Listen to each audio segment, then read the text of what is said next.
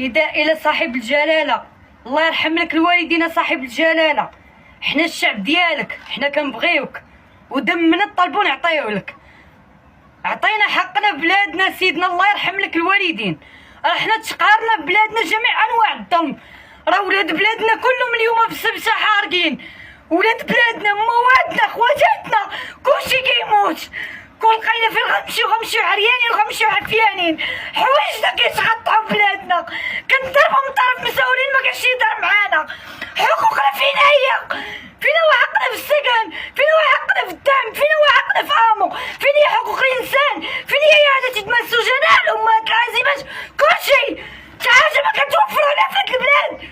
اش بقى لنا المشنا كنشقوا راسنا ملي غادي يودوا على حقنا كلشي غيدير الحبس، المهنه تصير الحبس، موت في الحبس. حنايا ساجينين كانت عندنا سوابق قضائيه ومخلينا عندنا الوسخ 20 عام بنادم باغي يخدم ما لاقيتش خدمه، باقي الدواسه ديالنا موسخين. علاش؟ واش حنا ماشي مغاربه؟ راه بقات لينا المشنا كنشنق راسي انا في هاد البلاد. اش بغيتو عندي؟ بزاف عليا هادشي. انا كناشدك صاحبي الجلاله، كناشدك بلادنا راه مشات، بلادنا قهروها شويه.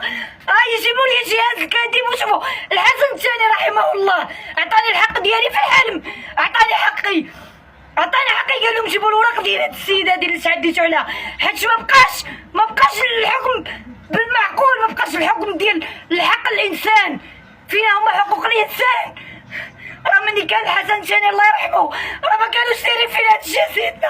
ازيدنا راه مني مرات يعذبونا في بلادنا، ازيدنا راه كنموتو نهار ورا نهار، ازيدنا راني مرض نفسانيا ما كنشربش الدواء. راه بزاف عليا هادشي وباقي حقي بلادي وحق ولادي. علاش انا عندي براكه في ارض جدي، ارض ديال جدي شارع ما عنديش ما ندير فيه، فلوس من عند فرنسا بالوراق بكلشي، الدعوه باقا في المحكمه في قنيطره. علاش ما ناخذوش حقوقنا؟ علاش ما تعطيونيش حقي؟ والارض ارض جدي، علاش ديتو ارض جدي؟ شكون اللي قال لكم تجيو ديو ارض جدي؟ واش هادشي معقول؟ هادشي راه بزاف